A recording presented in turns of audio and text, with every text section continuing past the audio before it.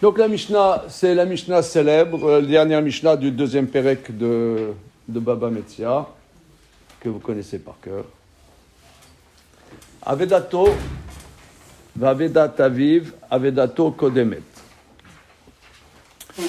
Avedato, Vavedat Rabo, Shelo Kodem.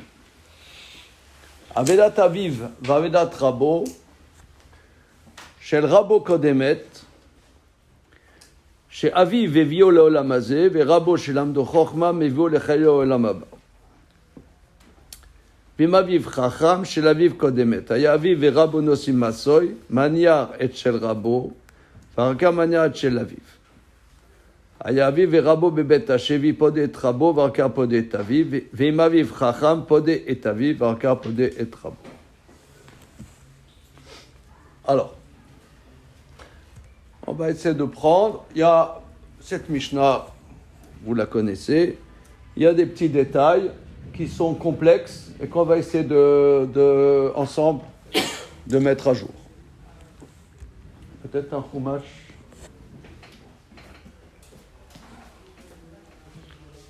Alors,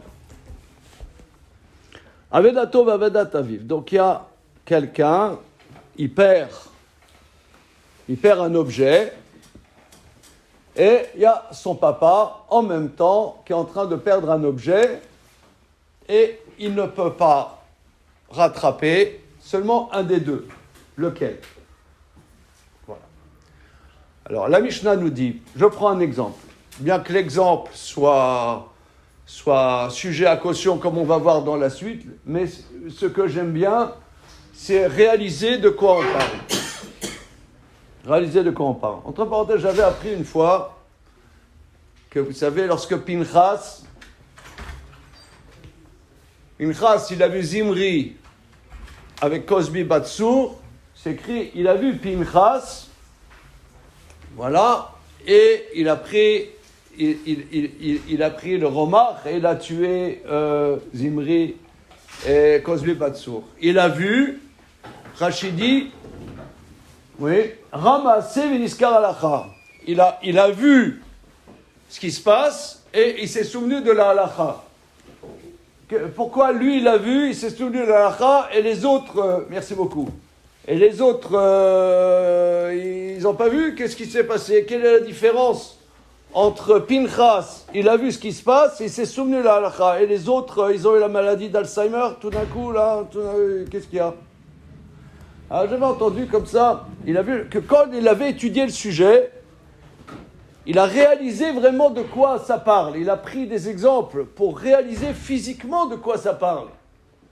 Une fois, quand il était confronté, il a déjà vécu la chose quand il était au Beth Midrash. Donc ici, c'est pour ça, moi j'aime bien prendre un exemple pour réaliser. Même si l'exemple, il n'est pas très bon, comme on va voir dans la suite. Alors moi je suis au bord de la rivière, j'ai un Streimel qui coûte 10 000 euros. Et je suis avec mon papa, Streimel ici à Sarcelles, on connaît. Et il y a mon papa, il a un Streimel aussi, magnifique, 10 000 euros.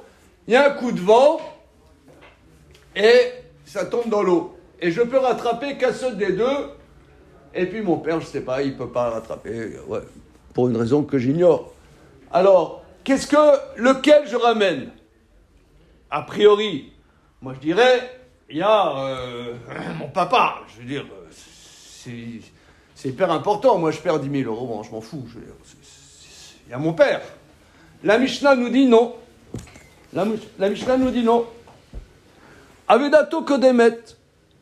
Ton objet perdu prime. Ton objet perdu prime, comme on va voir pourquoi. Maintenant, Avedato Vavedat Rabo. On va un élément supplémentaire. Il y a mon objet perdu et l'objet perdu de mon vénéré maître. Pas de mon maître, de mon vénéré maître. Disons, je ne sais pas, moi, il y a l'objet perdu et l'objet perdu de Moshe Rabbeinu. Voilà, et il y a un coup de vent, il y a mon objet perdu qui tombe dans l'eau, est l'objet perdu de Moshe Rabbeinu. Ah, ça va être l'objet perdu de Moshe Rabbeinu. La Mishnah nous dit non. Avedato Kodemet. C'est son objet à lui, c'est son objet à lui qui prime. Alors regardons la Gemara. Gemara. Mané anémilé, d'où est-ce qu'on sait ça? Donc ça veut dire que c'est pas une svara. C'est pas évident du tout ce que la Mishnah nous dit. Avedato avedat aviv, avedato kodemet. Ou avedato avedat rabo, avedato kodemet. C'est pas d'avoir pas shoot. La Gemara demande mané anémilé, d'où est-ce qu'on sait ça? Ça veut dire, c'est Chidush Atzum. D'où est-ce qu'on sait ça? Amar Rav Yehuda, Amar Rav. Rav Yehuda dit au nom de Rav. Amar Kra, le Pasuk dit dans la parasha et dans la parasha qui parle de la chod de Tzedaka, Efes ki lo ye becha evion. Surtout, qu'il n'y ait pas en toi de pauvres. Ça veut dire que on a une communauté, on doit s'occuper qu'il n'y ait pas de pauvres. C'est une responsabilité du Ham Israël, de la communauté, de faire en sorte qu'il n'y ait pas de pauvres. Et fais ce qu'il y ait becha evion. Et les Chachamim nous disent, donc là, si vous voulez, on doit s'occuper de la tzedaka, on est dans une communauté, il va y avoir Pessah, on doit s'occuper que les gens ils puissent faire le seder, ils puissent avoir des matzot, etc., qu'ils puissent faire le Yom Tov. Donc ça, c'est une obligation centrale, fondamentale. Mais le pasuk s'exprime, et fait qu'il y ait evion, shelecha kodem eshel kol adam. Le tien passe avant tout homme. Rashi explique en quoi on apprend ça du pasuk. Au contraire, on doit donner sa vie pour s'occuper des pauvres. On doit faire en sorte qu'il n'y ait pas de pauvres. Donc en quoi j'apprends shelecha kodem eshel kol adam? Regardons Rashi. Mana anemile de shelo kodem lo yebecha evion. Rashi nous dit Isaer minaniut, fais attention. Shelo yebecha, ça veut dire que toi, tu dois t'occuper de ne pas être dans une situation de aniyut. Alors, Tosfot pose la question.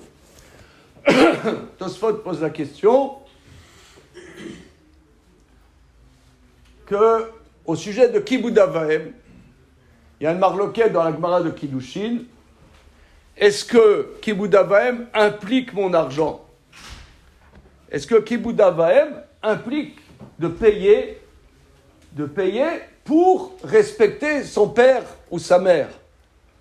Voilà. L'halakha, c'est pas Michel Ben. L'halakha, ça implique pas l'argent. C'est-à-dire que des parents qui sont pauvres, que le fils s'occupe financièrement de ses parents, eh bien, ça ne rentre pas dans la halakha de Kibud Avaim, ça rentre dans la halakha de Tzedaka. Mais en vérité, c'est un dioun dans la Gemara. Est-ce que ça implique l'argent du fils ou non? La halakha, c'est pas l'argent, c'est le corps. Mais c'est un dioun, il y a un mandamar qui pense Michel Ben. Donc ici, là, il y a l'objet perdu de mon père. Et mon objet perdu à moi. Mais pour mon papa, je dois être prêt à payer, d'après celui qui dit Michel Ben, je dois être prêt à lui payer à manger, à lui payer un appartement, à lui payer des vêtements. Donc, Maïshana, qu'est-ce que ça change? La réponse, elle est fondamentale. C'est que ici, je suis en train de perdre. Je suis en train d'être dans une perdition. Je prends un exemple.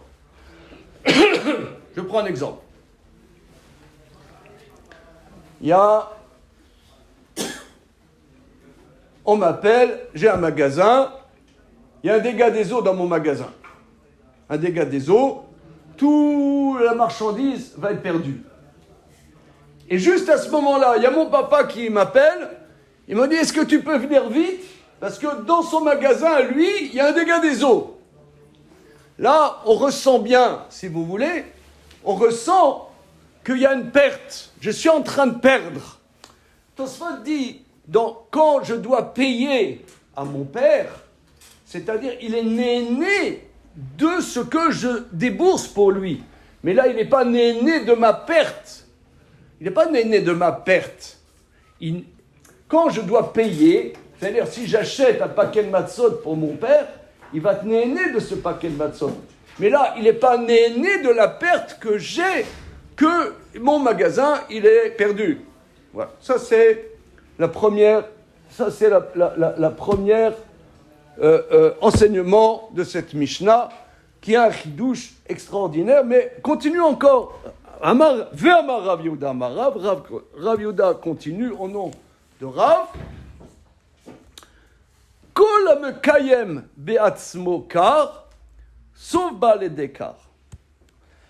Rav Yehuda dit au nom de Rav, celui qui vient nous dire, Efes, qui le yé, bechaevian, shelcha, kodem, shelcha, toute personne qui accomplit lui-même ce qu'on vient de dire, à la fin, lui-même, il va devenir pauvre. C'est-à-dire, celui qui me dagdek tout le temps, ah oui, moi, sheli kodem le shelcha, sheli kodem le shelcha, sheli kodem le shelcha. Regardez Rashi, les mots de Rashi sont absolument sublimes.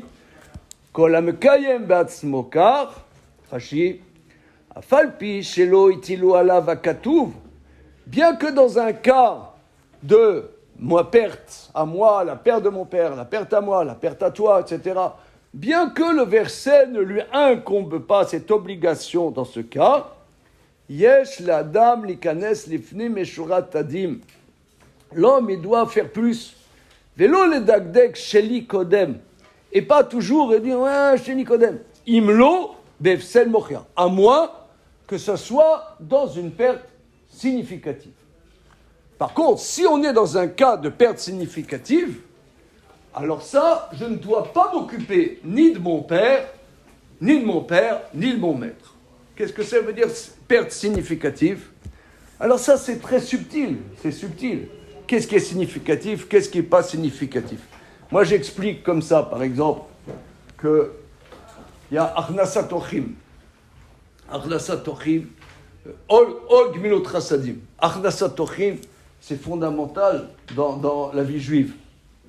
Maintenant, il y a des fois, quelqu'un, il doit s'occuper, un monsieur, il doit s'occuper de son épouse, il doit s'occuper de ses enfants. Des fois, s'il y a il y a des moments, chez Nicodème, je ne dois pas m'occuper des autres. Je dois m'occuper de ce qui m'incombe à moi, parce que sinon, ça va être dans un trop grand déséquilibre. Gimlut Chassadim, ça c'est la base de la vie juive. Mais des fois, ça peut amener un déséquilibre. Alors tu ne t'occupes pas des autres, tu t'occupes de ta vie à toi. De ta vie à toi. Voilà. Ça c'est la première partie de la Mishnah. Continuons. Maintenant, Avedat Aviv, Avedat Rabo. Alors, je suis au bord de la rivière. Il y a mon papa avec un Streimele, 10 000 euros. Et il y a mon maître, oui, il y a mon vénéré maître, pas Stam maître, oui, qu'on parle ici Rabo Mouvak, c'est le Rabo, on va voir de la suite, oui. Rabo Mouvak, c'est son maître principal. Et on est au bord de la rivière, un coup de vent, il y a l'objet perdu de mon père, l'objet perdu de mon maître. Alors, qu'est-ce qu'on va faire? Chez le Rabo Kodemet, l'objet perdu de son maître prime. Chez Aviv et Vio Laolamazé, son père l'a amené à ce monde-ci. Rabo chez l'Amdo Chochma, Mevio Lechaye Olamaba. Et son maître qui lui a enseigné la connaissance l'amène à la vie du monde futur. Alors, Rabotai, qu'est-ce que ça veut dire? Dis ça chez le Rabo Kodemet Azoy, c'est tout. Qu'est-ce que tu dis? Olamazé, Olamaba, Olamazé, Istaguteza, Olamabo, Istabesteza. Non, Olam Abo ist là. Lernen Torah ist la beste. Non, ça veut dire, Olam Hazé, Olam Haba, qu'est-ce que c'est toutes ces histoires? Dis, chez le Rabo Kodemet, ça va, qu'est-ce que. Non, ça veut dire, mais Rabo chez l'Amdo Chochma. Son mec qui enseignait Chochma, il enseignait quel Chochma? Il enseignait quoi qu'est-ce que c'est Chochma? C'est quoi? Il enseignait Chochma, qui lui enseigne la Torah. Rabo chez l'Amdo Torah. Qu'est-ce que c'est que ces histoires? C'est vous qui m'expliquez. Mais toc dans les dents. Qu'est-ce que ça veut dire? C'est quoi ce baratin? C'est ça, mais là, maintenant, ce monde-ci, la mabague, c'est quoi?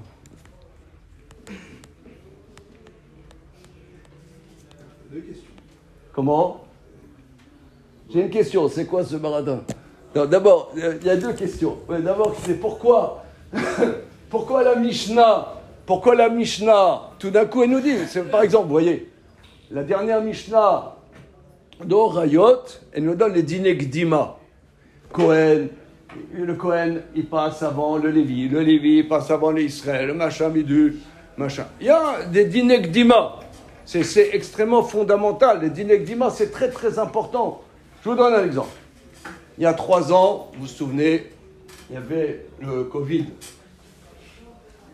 Ouais.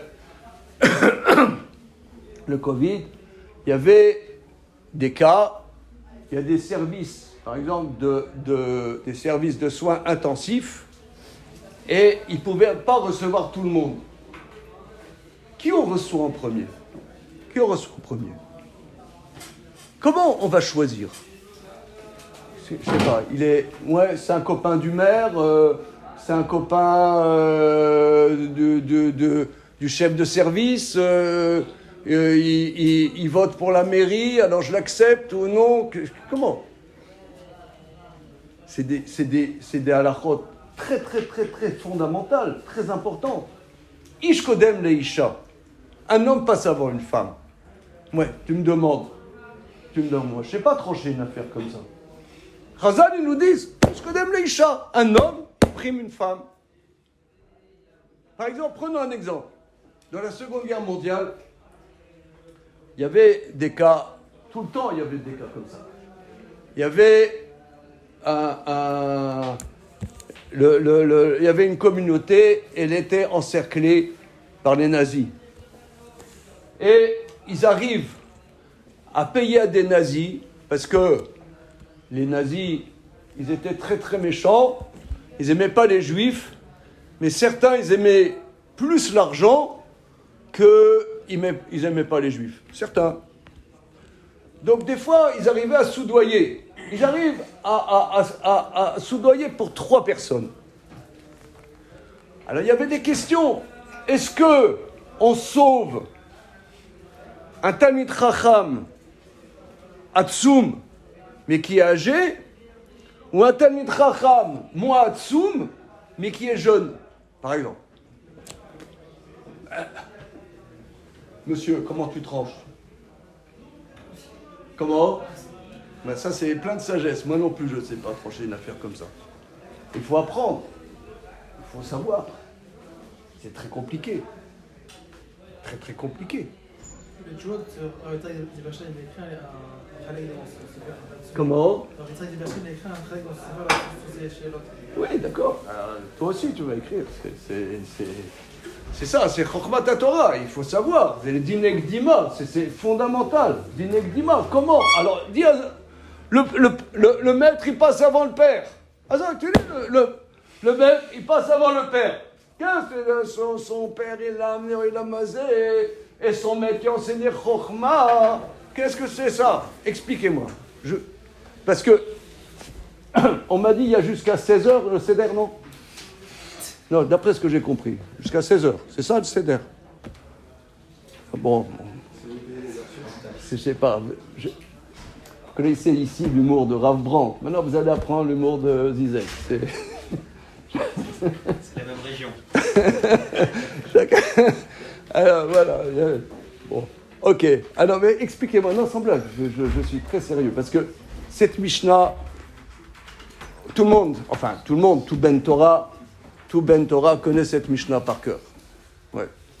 Mais on la connaît tellement par cœur qu'on ne sait même pas qu'est-ce que ça veut dire. Expliquez-moi qu'est-ce que ça veut dire.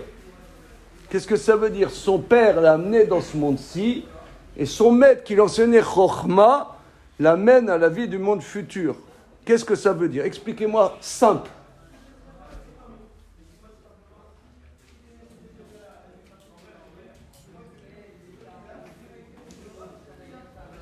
Je vais être gentil, hein, n'ayez pas peur. Je vais pas vous couper la tête. Comment? C'est du gashmi, c'est du Rochani. Ça va plus apporter l'Olamaba, c'est beaucoup plus important que l'Olamazé. C'est vrai que le père, il a permis de venir pour pouvoir arriver au Olamaba, mais le père, ça y est, il a fini sa mission. Or, le maître, il va pouvoir continuer la mission que le père a terminée déjà. Quoi. Alors, Rabot, les vios, les Chaya Olamaba, pourquoi chez Namdo Chokhma? C'est quoi Chokhma? Comment? C'est la définition du... Attends une seconde. Oui, pour aller plus loin. Ok, c'est bien. Je pense que tu dis. On peut dire, regardez. Son père l'a amené dans ce monde-ci. Moi, j'explique un peu comme ça. On est dans ce monde-ci. Nos parents, ils nous amènent au monde. Ils nous donnent une bonne éducation. Ils nous amènent au Cheder de Sarcelles. Oui, on va à Yeshiva Ktana, machin. On a dit, voilà, tu vas être un bon garçon, tu vas être Yireh Shamayim, machin. Très bien. Tu grandis. À un moment, tu te dis, mais... Excusez-moi l'expression. Qu'est-ce que je fous là? C'est quoi ma vie? C'est ma vie, c'est voilà, tu vas au Cheder, Yeshiva Ktana, Yeshiva Gdola, tu vas au Kollel. C'est une vie d'imbécile, ça. Je suis un robot? Je suis une machine? Qu'est-ce que je suis? C'est quoi ma vie? Qu'est-ce que je dois faire? C'est quoi ce que je dois faire? Je sais pas, moi, qu'est-ce que je dois faire dans la vie? Je dois... mais je comprends pas. Il y a des gens, ils nous ont dit, il faut être toute la vie, il faut être au Kollel. Mais je comprends pas, je suis marié, j'ai 8 gosses. C'est ça ce que je dois faire? Et l'argent, comment il vient? Je dois voler? Je dois faire des sourires pour que les donateurs me donnent de l'argent? Qu'est-ce que je dois faire dans la vie? Je vais être un gangster? Mais c'est quoi ma vie? On m'a dit, il faut faire ci, il faut faire ça, il faut faire ci, il faut faire ça, il faut faire ci, il faut faire ça dans la vie. Mais je ne sais pas, moi, qu'est-ce que je dois faire? C'est ça, Rabot. Ça veut dire, le Rabot, c'est quelqu'un... Ce que tu as dit, c'est très bien. Monsieur, là, qui se cache derrière le mur. Il te permet, le Rav, on ne dit pas chez l'Amdo Torah. Je propose, hein. Parce que dire qu'il a l'Amdo Torah, la Torah t'amène pas forcément à Chaya Olamaba. Pas forcément. Mais Rabot, c'est qui te permet de donner des éléments pour réfléchir. C'est Rabot, chez l'Amdo Chokhma, moi je dirais, c'est le maître qui te dit Avedato Kodemet le Avadat Rabot. C'est ton maître qui t'enseigne que toi, tu passes avant ton maître. Toi, qu'est-ce qu'il m'enseigne, mon maître? Il m'enseigne que moi, je passe avant le maître. J'ai un maître, mais mon maître, c'est pas mon maître adoré, j'ai sa photo au-dessus de la télévision. Voilà. Le Rav Tartampion, Shlita, Shiriel Yamim Tovim, Amen. Ouais, j'ai une bouteille de Bourra qui a été bénie par le grand Rav. Ouais. C'est un système. C'est un système. C'est une machine. C'est une machine. Mais qu'est-ce que je fais, moi, dans cette machine?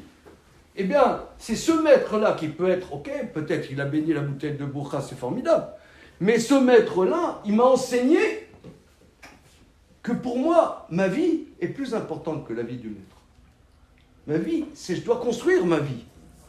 C'est ça, on n'a pas écrit Kelamdo Torah. Chez l'Amdo Chochma, il m'a éveillé. C'est ça, Olam Haba. Ma vie, est-ce que c'est une machine ou c'est Olam Haba? C'est quelque chose qui avance, qui construit. Vous savez, Rav Wolbe, dans l'Aléchour, dans ses shiurim, c'est rapporté dans ses livres Aléchour. Il explique qu'est-ce que c'est Olam Haba. On voit plusieurs fois dans la Gemara, Kana Olamo Besha Achat. Il a acquis son monde à un moment. C'est quoi? Olamo, c'est construire, ça peut de construire. Qu'est-ce que moi je dois faire? Moi, ce que je dois faire, c'est pas la même chose que toi. C'est pas la même chose que toi. C'est pas la même chose que toi. Même mon fils, sa vie, c'est pas la même chose que moi. Moi, je lui donne des éléments. Mais c'est lui qui doit construire. Et c'est ça, Rabo, chez l'Amdo Chochma. Ok.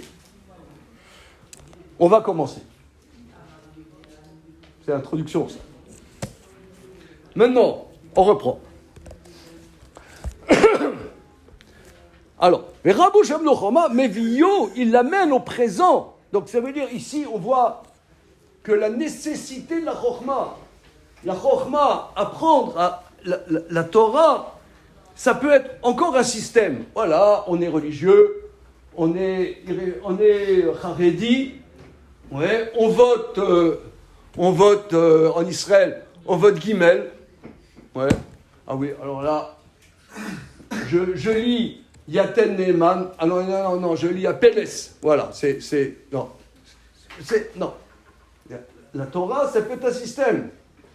La Torah, Rabo, chez l'Amdo Chochma, qui lui apprend à analyser les choses, à décortiquer les choses, qu'il lui donne des outils pour analyser qu'est-ce qu'il doit faire. C'est ça ce qu'on dit à Cherki de Shanu be mitzvota vetzivanu. Quand moi, je fais une mitzvah, c'est moi, je suis ordonné de faire. D'ailleurs, on dit, par exemple, quelqu'un il étudie la Torah, et il y a une mitzvah overet, chez Efshar la Sota Yedei Acherim, il y a une mitzvah passagère, et cette mitzvah, il est possible de la faire par quelqu'un d'autre, j'interromps pas mon étude. Pourquoi j'interromps pas mon étude? Parce que si cette mitzvah, elle est possible d'être faite par quelqu'un d'autre, ça veut dire qu'elle ne s'incombe pas à moi. C'est pas Vetsivanu qui m'a ordonné, Hachem m'a ordonné à moi. C'est pas à moi vraiment que ça incombe de faire ça, donc je ne dois pas le faire. Je ne dois pas le faire.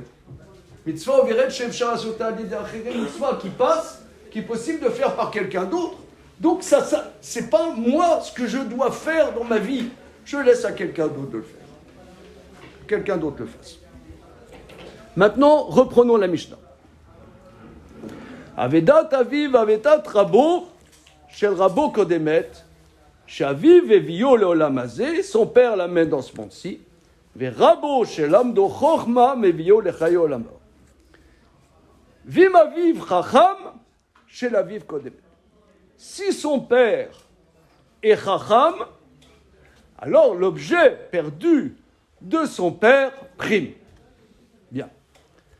Alors, ici, la Mishnah nous dit que si son père est chacham, c'est l'objet de son père qui passe avant son vénéré maître.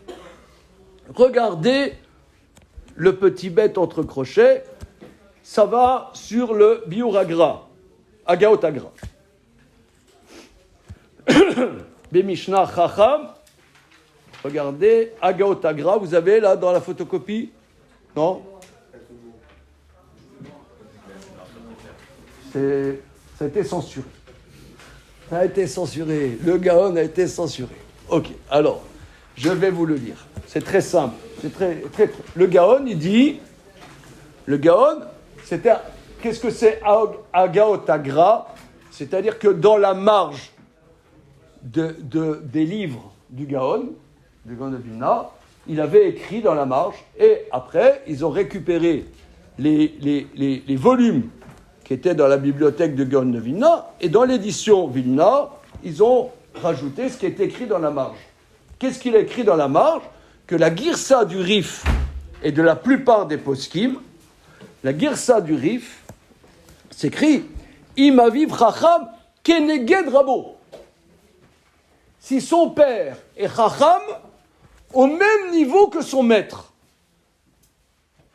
Mais nafkamina alachik, et c'est comme ça que c'est dans Shulchan Aruch, nafkamina alachik, que si son père n'est pas au même niveau que de chokhma que son maître, alors l'objet perdu de son maître prime l'objet perdu de son père. Donc il y a une grande marloquette de deux girsaot.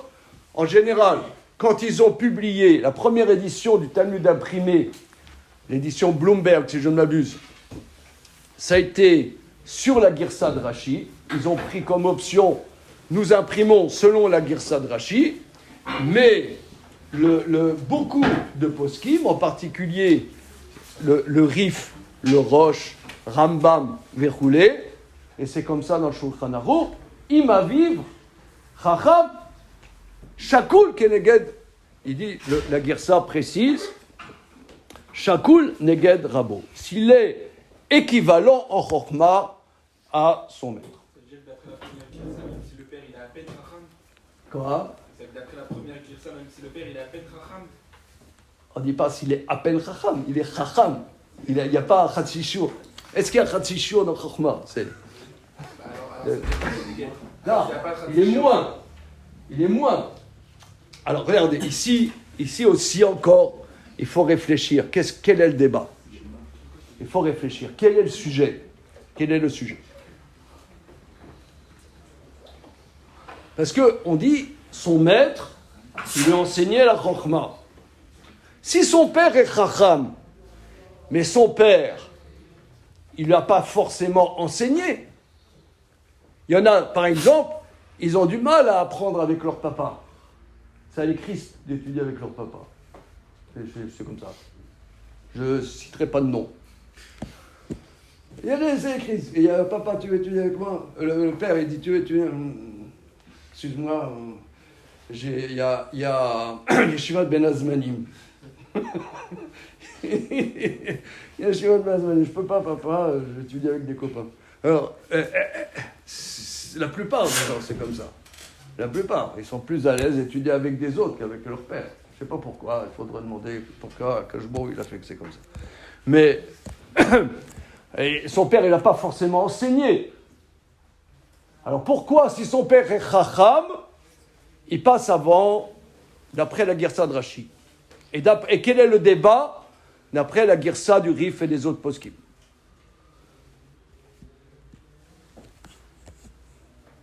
Alors, moi je propose de dire, si vous voulez, c'est un sujet, en toute sincérité, en toute simplicité, c'est un sujet, je ne veux pas faire trop de mise en scène, mais disons, ça fait grosso modo 30 ans que je réfléchis sur cette Mishnah. Parce que c'est une Mishnah très difficile. Qu'est-ce que c'est? Son père, il est Chacham, pas Chacham? C'est très très difficile cette Mishnah. Si on s'arrête, on essaie de positionner ce que Chachamim nous disent ici, c'est très très difficile. Alors, je peux expliquer comme ça. Ici, il y a deux types de papas. Il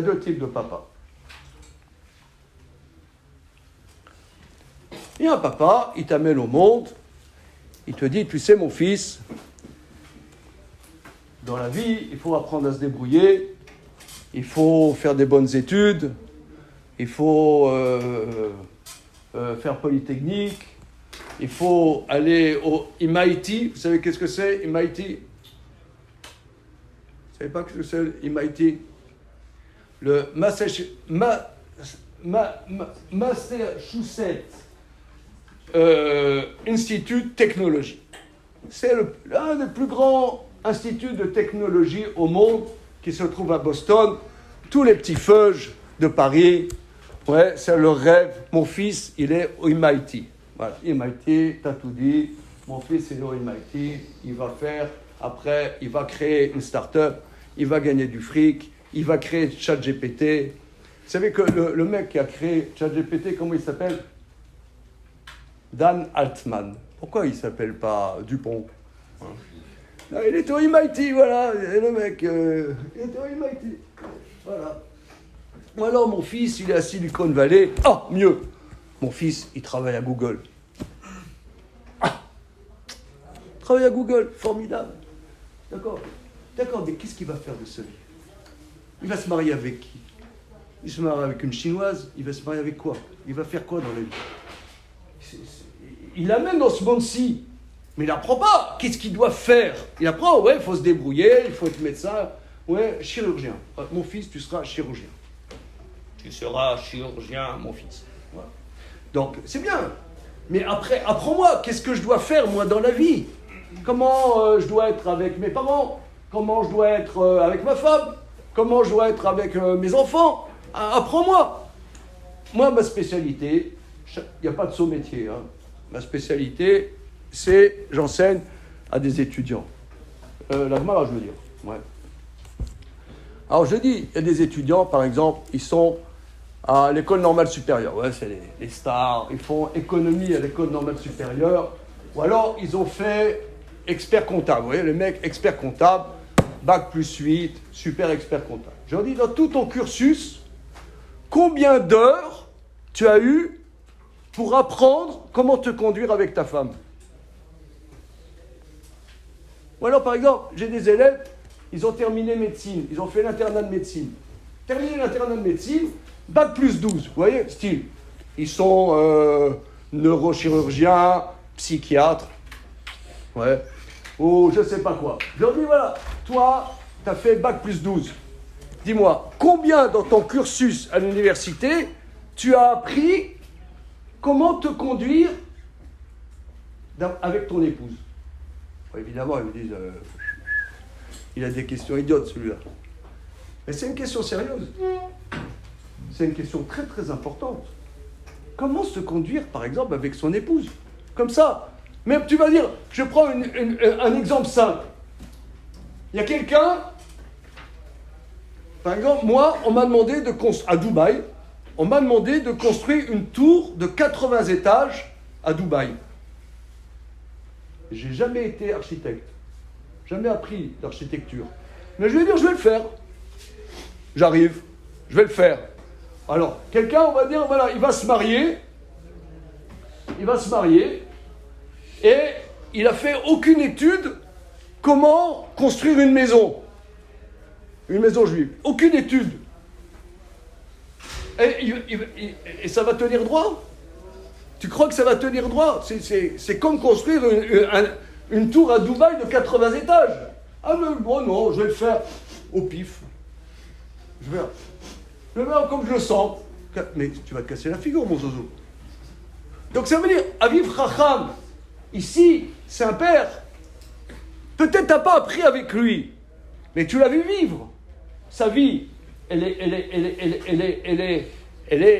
est Chacham, ça veut dire il apprend par la Torah, ça lui construit comment il fait des choix dans l'existence, comment il se conduit dans la vie. Donc même si je n'ai pas appris avec lui, il y a des choses que j'ai assimilées de lui. Comme ça, le Meiri dit. Le Meiri dit que c'est pas possible, si son père est Chacham, c'est pas possible qu'il n'a pas appris de la Chokhma de son père. Donc, ici, il y a deux choses. Il y a Kavod Aviv, et aussi la Chokhma, son père, c'est son père, et aussi, quelque part, il amène à la vie de Olam Haba, parce que c'est un exemple de Chokhma, qui est peut-être pas aussi fort, parce que son maître, je sais pas moi, t'as des grands maîtres, il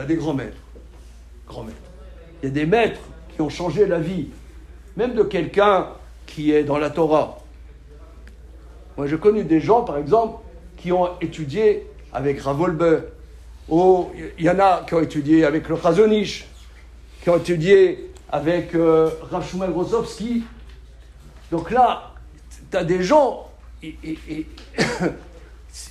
son père, c'est un Chacham, mais tu ne peux pas comparer avec son maître, le Chazon Ish. Tu ne peux pas comparer avec Rav Shmuel Grozovsky. Tu vois bien la différence. Alors, d'après la Girsa de Rashi,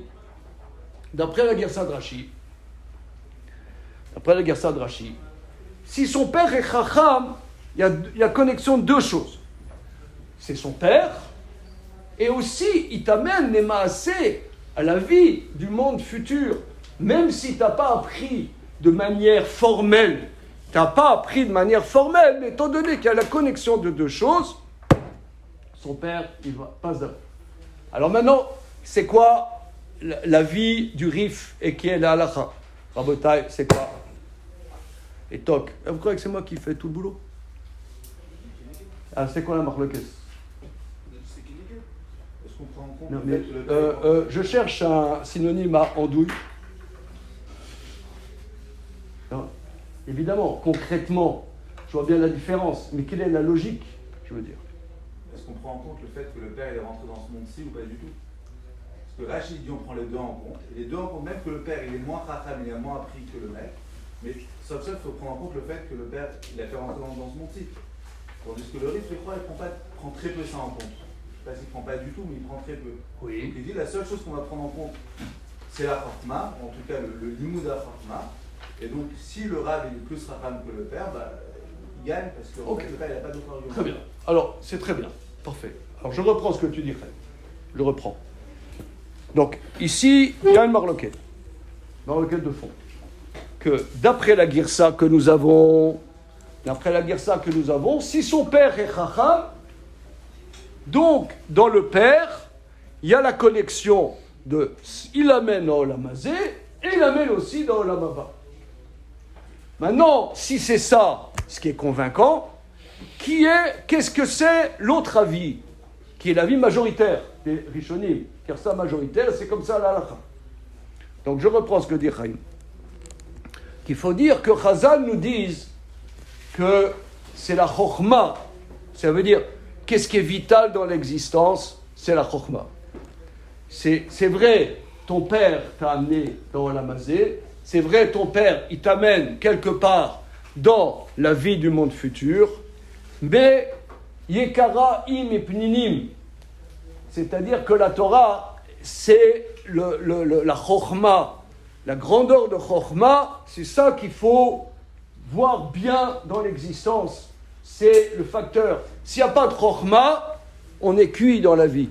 S'il n'y a pas de Torah, on est foutu. Il y a des gens, ils croient bien faire. Vous voyez, il y a des gens, ils croient bien faire.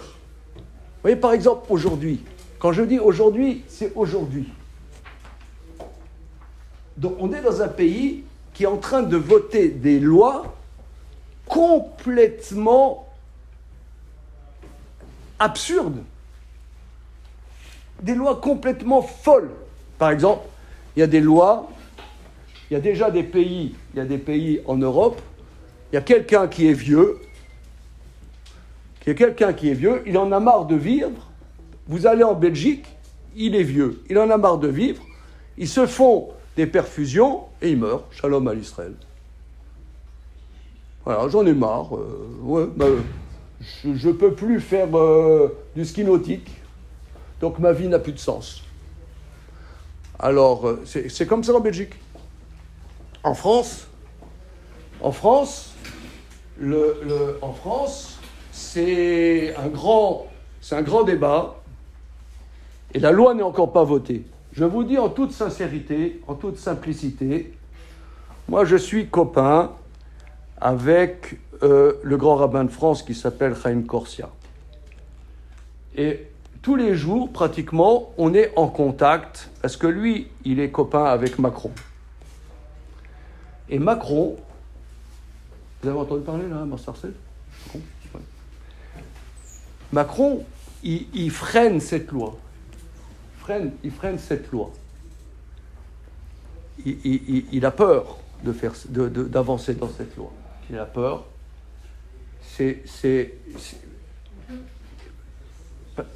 En toute simplicité, je vous dis ça en toute simplicité, parce que mon copain et moi, on le tanne là-dessus, que c'est gravissime. C'est appuyer sur un bouton de foutre en l'air la société. Si on touche, même pour un ben noir, c'est un crime. C'est un crime. Pour un ben noir, c'est un crime. Kol shekel pour un Israël. Alors, on m'a dit d'ailleurs qu'il y a des pays où la loi est passée, par exemple au Québec. J'ai parlé avec j'ai un ami que vous connaissez peut-être, Rav Ephraim Crémizy, qui est au Québec. Je vais poser la question, on a discuté. Est-ce que il faut ou il ne faut pas discuter avec des gens du gouvernement pour leur donner des idées dans un sens ou dans l'autre sens, en tant que juif? Il m'a dit que oui, il faut. Parce que là-bas au Québec, un médecin, un juif, Froum, s'il refuse d'abréger la vie de quelqu'un, il peut être traîné en procès. Donc ça a des incidences très pratiques, extrêmement pratiques. Pourquoi je vous rapporte ça? Parce que vous entendez les gens, ils croient bien faire. Ils croient que c'est bien. Quelqu'un ne trouve plus de sens dans sa vie, abréger sa vie, c'est très joli. Très joli. Si on n'a pas la chokhma, notre vie, elle est foutue. S'il n'y a pas de Torah, on est foutu. Donc, ici, Chazal nous disent que si tu n'es pas chacham comme le maître, eh bien, non, c'est la chokhma qui est le numéro 1. C'est la chokhma numéro 1. Ça, c'est comme ça la plupart des possibles. Alors maintenant, continuons la Mishnah.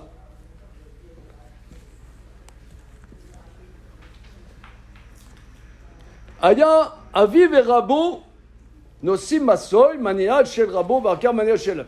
Il y a son père et son maître qui portent un fardeau trop lourd. Donc il y a son père et son maître qui portent un gros fardeau, ils croulent.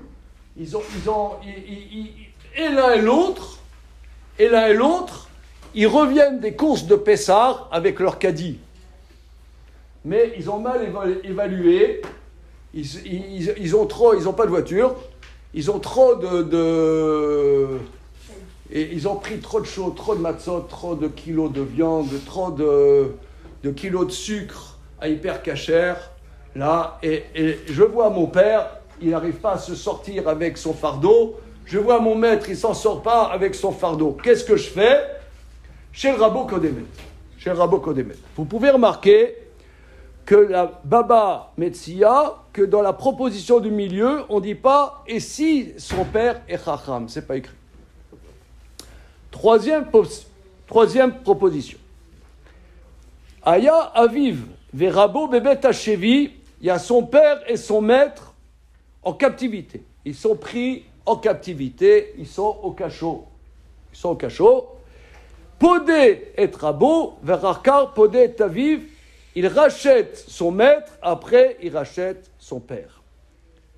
Alors quand on dit et après, ça ne veut pas dire qu'il le rachète que s'il a la possibilité de racheter les deux. Bon, je ne veux pas faire des pile-poules là-dessus, il y a des grandes pile-poules à faire, mais je vais arriver à la nékouda suivante. Vimaviv Chacham, dans la troisième proposition. Si son père est Chacham, Podé et Aviv, Varaka, Podé et Rabo. Si son père est Chacham, il rachète son père et après il rachète son maître. Vous pouvez remarquer que le Gaon, ici, le Gaon de Vilna, ne met pas de note. Vous regardez là? Vous avez remarqué? Le Gaon, il ne dit pas si son père est Chacham comme son maître. Donc ça veut dire que dans la troisième proposition, que si son père est Chacham, même s'il n'est pas Keneged Rabo, même si c'est Shakoul Keneged Rabo, il rachète son père plutôt que son maître. Même s'il n'est pas au même niveau de Chokhma que son maître. Alors le Radbaz, rapporté par la Shita Mekubetset. Le Radbaz, alors un mot, on a encore 2 minutes et le cours va commencer maintenant. Alors, est-ce que vous savez qui c'est le Radbaz? Qui c'est le Radbaz? Monsieur, c'est qui le Radbaz? Monsieur? Ah, regardez. Si je suis venu à Sarcelles, rien que pour une chose, que vous sachiez qui c'est le Radbaz. Voilà. Le reste, c'est tourné. Le Radbaz, Rabbi David ben Zimra, c'est un des plus grands poskim, un des grands maîtres de notre tradition. Très, très grand maître. Radbaz, le Radbaz, si je ne m'abuse, il est né en 1473. Il est né en 1473 en Espagne. Donc, il avait 19 ans à l'expulsion d'Espagne en 1492. C'était déjà, bien il était jeune, il avait 19 ans, c'était un gadolador. Il est allé à l'expulsion d'Espagne en 1492, il est allé au Maroc, et après il est allé en Égypte.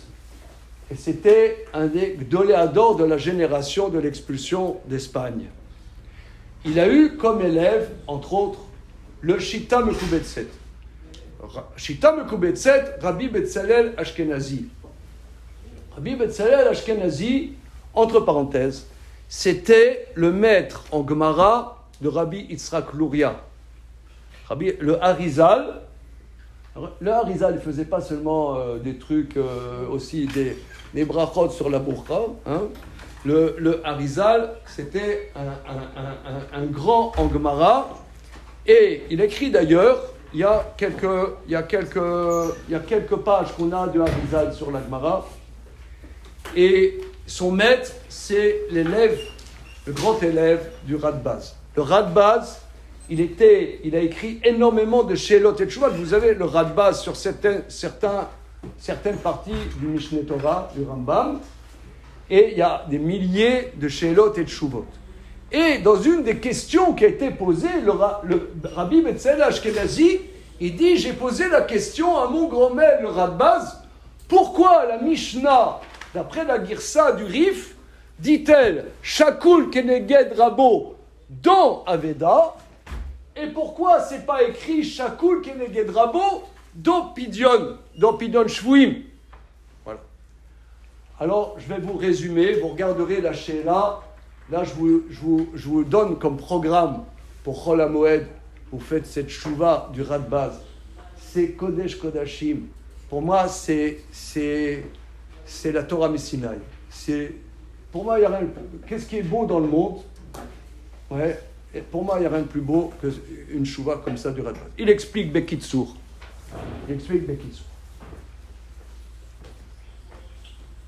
Dans la Mishnah, il y a 3 niveaux. Premier niveau, la perte d'argent.